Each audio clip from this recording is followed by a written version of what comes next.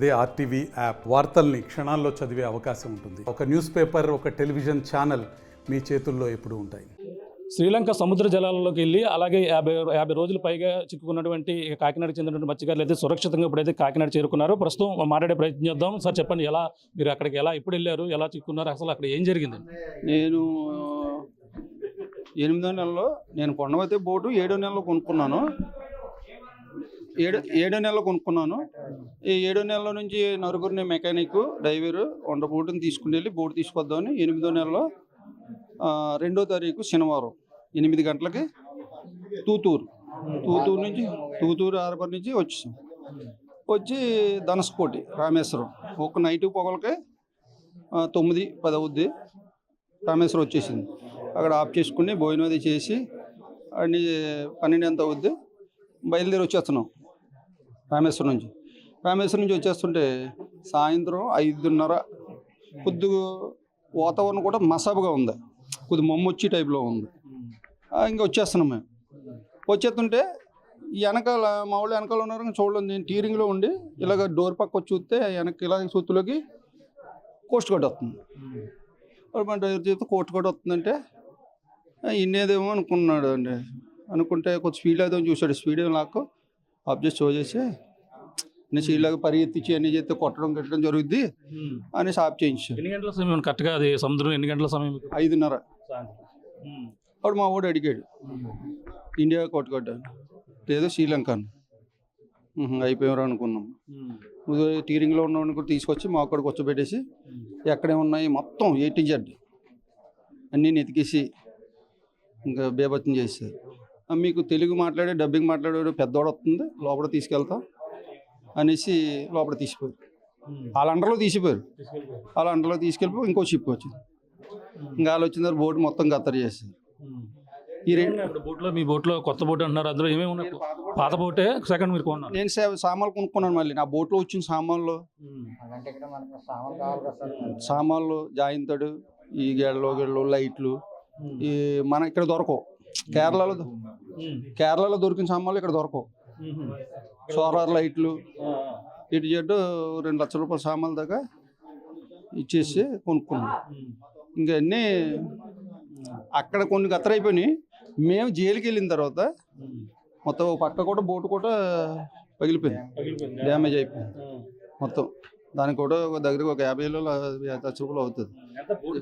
ఎంత కొన్నారు మొత్తం ఆ బోటు? అది బోటు కొన్నాం 25-70. అక్కడ నుంచి 75, బోకర్కు ఒక 50,000, మొత్తం 29 లక్షలు ఇక్కడ చేరా. ఆయిల్కి అయితే దేనికైతే మౌళ్ళ మీద అయితే 29 లక్షలు ఇక్కడ చేరా. అది జైల్లో ఉన్న ఎలా ఉంది పరిస్థితి? అక్కడ జైల్లో ఎన్ని రోజులు ఉన్నారు? మీకు అక్కడ జైల్లో వాతావరణం ఎలా ఉంది? అక్కడ ఏమనేవారు? మేము జైల్లో వాతావరణం 54 రోజులు ఉన్నాం. మన పెద్ద దేశం కాబట్టి ఏదో కొద్ది పర్లేదు. జైల్లో ఇబ్బంది ఏమీ పడలేదు. అది జైల్లో ఏదో పడతాం, చిన్నవి ఉంటాయి. అదైందా బాధపడ్డదంటే కోస్ట్ గార్డ్ వాళ్ళు న్యాయవాళ్ళ దగ్గర అది ఆ దేశంలో. అది ఎలా వచ్చారు మరి? ఇప్పుడు ఎంత ఎవరి చొరవతో ఇక్కడ తీసుకుని వచ్చారు? ప్రభుత్వం ఎలా? కూటమి పార్టీ మొత్తం అన్ని పార్టీలు చేసినాయి. మాకు అక్కడ ధైర్యం చెప్పిన వాళ్ళు ఒక 4-5 ఉన్నారు. ఇక్కడ నుంచి పంపించిన చంద్రశేఖర్ రెడ్డి గారు 5వ రోజు చంద్రశేఖర్ రెడ్డి గారు మనిషిని 2-3 పంపాడు. వాళ్ళు వచ్చిన తర్వాత ఏమో ఈ దేశంలో మనకి ఎవడో వచ్చాడు శ్రీలంకలో అనుకున్నాం. మేము అప్పుడో పరిగెత్తికి వెళ్ళిపోయాం మెట్ల మించి. వెళ్తే కిందకి మా బావగారు విజయ్ కుమార్ గారు, మాజీ కార్పొరేటర్ విజయ్ కుమార్ గారు సార్ పంపించారు. అలాగా ఏం భయపడద్దు అన్నాడు. జరిగింది. తర్వాత ఎలా ఇంటికి మీ ఇంటికాడ కుటుంబ పోషణ కావచ్చు, అందరు కూడా అండగా ఎలా ఉన్నారు? మా తమ్ముడు ఇక్కడ ఉండి మొత్తం ఇల్లు నడిపించారు. అక్కడ జైల్లో ఉండి మేము చేసిందంటే అక్కడ జరిగింది చెప్పగలం, కానీ నేను ఇక్కడ జరిగేది ఇక్కడ అంటే.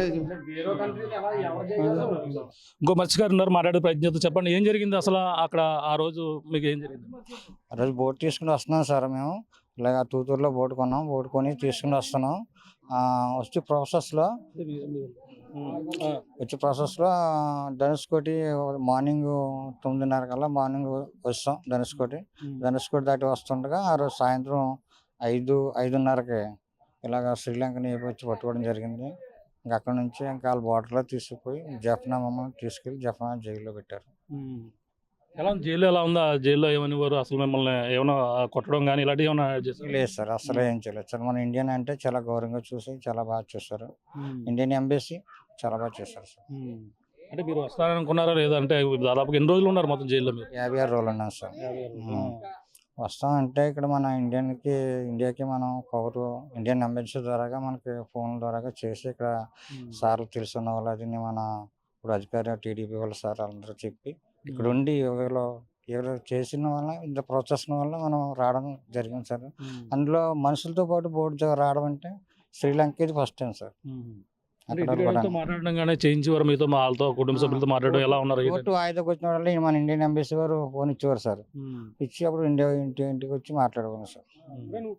చెప్పండి, మీకు అక్కడ ఏం జరిగింది? అసలు మీరు వస్తారనుకున్నారు? అసలు మీరు ఏం పేరు? నా పేరు శ్రీనండి. ఇప్పుడు పట్టుకున్నారు, తీసుకెళ్లారు, జాఫ్నా జైల్లో పెట్టారు. ఇంకంతే మనకు ఫుడ్ పెట్టేవారు. అంతే మనకి వాయిదా వస్తే కనుక ఎంబసీ మట్టుకు ఎక్సలెంట్. ఆ వాయిదాకి వస్తే ఎంబసీ వారు వచ్చి మమ్మల్ని కలవటం, మాట్లాడటం, ఫోన్ చేయటం, ఇంటి దగ్గర ఫోన్ చేయడం అయ్యేది. అదే ప్రతి దానికి అదే పరిస్థితి అండి. అది పరిస్థితి అండి. దానివల్ల మీరు మాకు అంతా బాగా జరిగింది. మన ఇండియా సపోర్ట్ వల్ల, మొత్తం ఇక్కడ లోకల్ సపోర్ట్ వల్ల, గవర్నమెంట్ సపోర్ట్ వల్ల మేము తొందరగా రావడం జరిగిందండి. ఇది పరిస్థితి. ప్రస్తుతం అయితే మత్స్యకారులందరూ కూడా క్షేమంగా చేరుకున్నటువంటి పరిస్థితి ఉంది. ఏదైతే వీళ్ళు జాఫ్నా జైల్లో అయితే దాదాపుగా 50 రోజుల పైనే ఉన్నటువంటి పరిస్థితి ఉంది. ఏదేమైనా ఆ యొక్క కూటమి ప్రభుత్వం చొరవతోని, అలాగే అక్కడ శ్రీలంక సముద్ర జలాల్లో నావిగేషన్ ప్రాబ్లం వల్ల అయితే వెళ్ళి వాళ్ళైతే చిక్కున్నటువంటి పరిస్థితి ఉంది. ఈ నేపథ్యంలో అంతా కూడా సురక్షితంగా రావడంతో మత్స్యకారులందరూ కూడా ఆ కూటమి ప్రభుత్వానికి అయితే ప్రత్యేక ధన్యవాదాలు అయితే తెలియజేస్తున్నటువంటి పరిస్థితి ప్రధానంగా ఉందని చెప్పాలి. ఇది కూడా ఉన్న తాజా పరిస్థితి. కెమెరాతో ప్రకాష్, RTV, కాకినాడ నుంచి. మరిన్ని వీడియోస్ కోసం ఛానల్ ని సబ్స్క్రైబ్ చేయండి. లేటెస్ట్ అప్డేట్స్ కోసం వాట్సాప్ ఛానల్ ని ఫాలో చేయండి. అండ్ లింక్ డిస్క్రిప్షన్ లో ఉంది.